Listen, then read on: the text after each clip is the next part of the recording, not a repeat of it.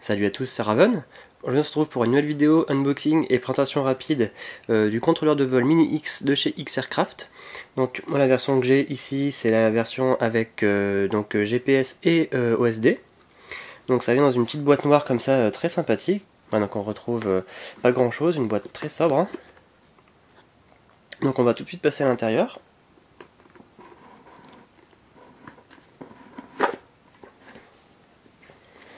Donc on a vraiment une boîte qui présente très bien, donc c'est vraiment très bien fait pour un contrôleur de vol qui est quand même relativement cher, mais moins cher que le NASA équivalent. Hein. De toute façon je ferai une comparaison un peu plus tard avec le NASA V2.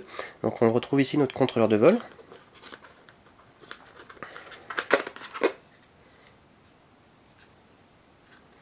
Donc sur cette face là on a le port USB, de l'autre côté on a toutes les connectiques. Je reviendrai dessus un peu plus tard. Ensuite on a ici donc toutes les câbles et la connectique et ici l'OSD. Donc je vais essayer d'enlever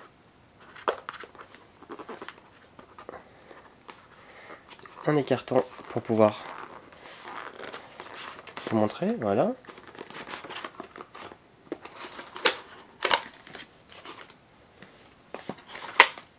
Donc dans le fond on a une petite notice d'installation. Hein.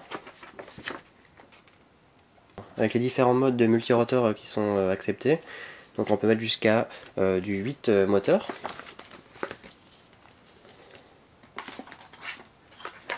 En dessous du contrôleur de vol, on a ici donc une petite boîte qui contient notre GPS avec la LED.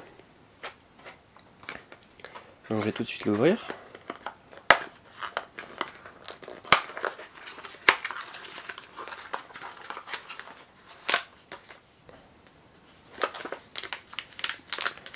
Donc on peut voir que c'est un GPS taille normale, hein, qui apparemment est beaucoup plus petit que ceux que X-Aircraft faisait avant. Et ici on voit qu'il y en a une petite partie un peu plus claire, hein, donc transparente avec la LED. Donc c'est du 2 en 1. Donc je vais maintenant passer à l'OSD.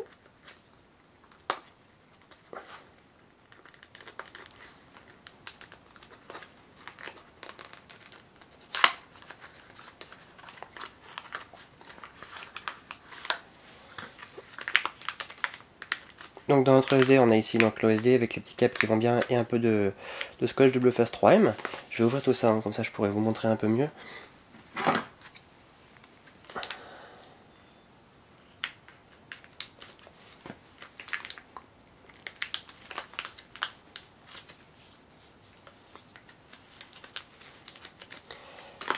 Donc vous voyez que l'OSD est vraiment tout petit, hein, vraiment minuscule. Je vais essayer de zoomer un peu. Voilà, donc l'OSD est vraiment tout petit, hein, très léger. Et donc la connectique se fait vers le bas, donc on a ici deux ports en fait pour notre signal vidéo entrée-sortie et la connexion au contrôleur de vol. Donc il se fait avec les petits câbles qui sont fournis avec. Hein.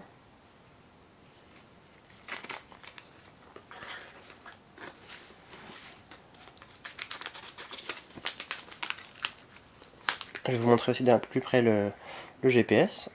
Donc notre son GPS ici, avec ici donc notre petite LED. Sachant que la connexion se fait ici. Et vous voyez qu'ici on a une petite arc de cercle pour venir en fait fixer le pied qui va venir directement se coller en dessous grâce à ce genre de petit autocollant. Donc là il sera parfaitement au milieu. Et donc on a aussi le câble qui vient se brancher donc dessous et qui vient se brancher sur le contrôleur de vol sur le port du GPS.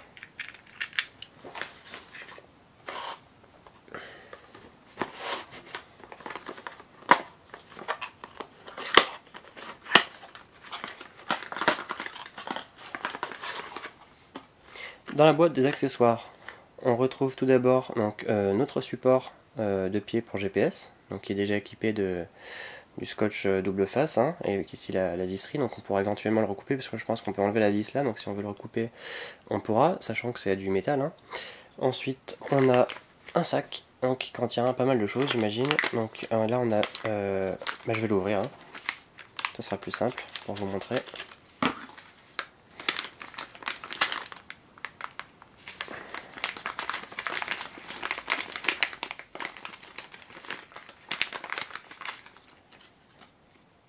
Alors on retrouve en premier un petit câble micro USB, donc très sympathique. J'aime bien le look du câble, il est plat, il est noir, on a vraiment une bonne impression de qualité avec les bouts gris, vraiment très sympa. Ensuite, on a tout un tas de connecteurs de type cerveau classique, hein, donc pour brancher vos moteurs, enfin pour brancher plutôt vos ESC, sachant qu'il y en a un certain nombre de câbles qui sont en double. Vous voyez, qui sont doublés, et en fait, je vais vous montrer tout de suite pourquoi. Donc, vous voyez qu'on a ici une connexion d'un côté, et de l'autre côté, on en a deux à chaque fois pour chaque câble. Ça permet en fait de brancher donc, nos configurations en 6 moteurs ou en 8 moteurs sur seulement 4 ports du contrôleur de vol, parce qu'on n'a que 4 ports pour les ESC. Ensuite ici on retrouve deux câbles, donc j'imagine pour venir connecter donc, le reste de la configuration. On a ici un petit câble qui vient donc sur une prise type cerveau bec, et ici un JST, tout simplement pour venir alimenter notre contrôleur de vol, parce qu'en fait il n'y a pas de PMU, enfin de module d'alimentation séparé, ça se fait tout dans le contrôleur de vol. Donc ça c'est vraiment encore une fois un gain de place et un gain de... je trouve que c'est quand même vraiment pas mal. Et donc au niveau de notre contrôleur de vol, donc il est assez petit, hein, donc avec le port USB sur le haut on va dire, hein, et sur le bas donc on retrouve tous nos connecteurs. Donc ici on a le port 1, port 2 j'imagine, donc c'est pour venir brancher le GPS et l'OSD. Ici on a nos 4 out, donc comme je dis, donc les 4 pour ESC, donc les 4 prises pour les ESC, sachant que si vous voulez brancher 6 ou 8 ESC, il faudra utiliser les petits câbles qui sont fournis avec, qui font des Y, hein. Donc il faudra évidemment, si vous ne branchez que 4, ne pas alimenter le contrôleur de vol avec le 5 volts si vos ESC ne sont pas opto. On a ici l'entrée S-Bus et l'alimentation. Donc en fait, vous voyez que ce récepteur n'accepte que l'entrée en S-Bus ou en CPPM, parce que on n'a pas comme sur le récepteur classique toutes les entrées PWM qui se branchent d'un côté avec les sorties de l'autre. Là c'est vraiment très compact, donc ça permet d'avoir déjà beaucoup moins de câbles et une installation beaucoup plus propre. Et je trouve que c'est quand même beaucoup plus simple de faire arriver le signal du récepteur sur un seul fil, plutôt que d'en avoir 6 ou 7 voire 8 qui arrivent quoi. Donc voilà, uniquement CPPM ou S-Bus, sachant que le S-Bus c'est du Futaba ou FrSky, hein. Peut-être compatible avec d'autres, mais de base Futaba et FrSky. Donc je vais peut-être maintenant vous montrer juste pour comparer avec le NASA V2 que j'ai ici.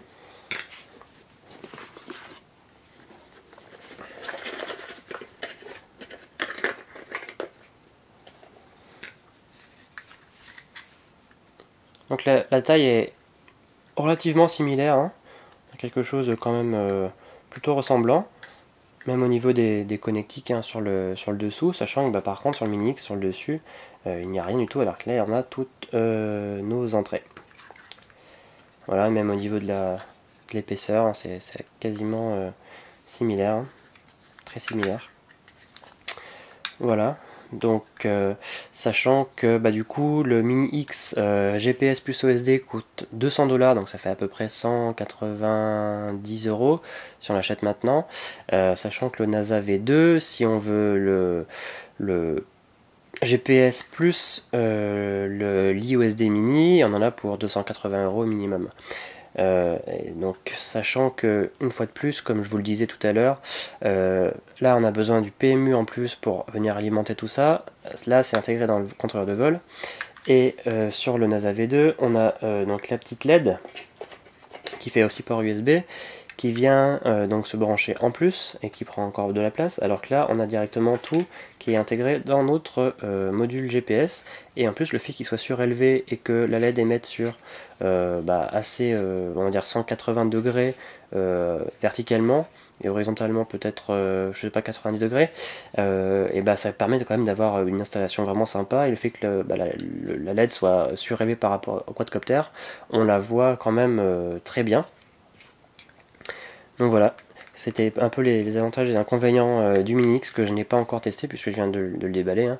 Donc je ferai peut-être un retour par rapport au NASA V2.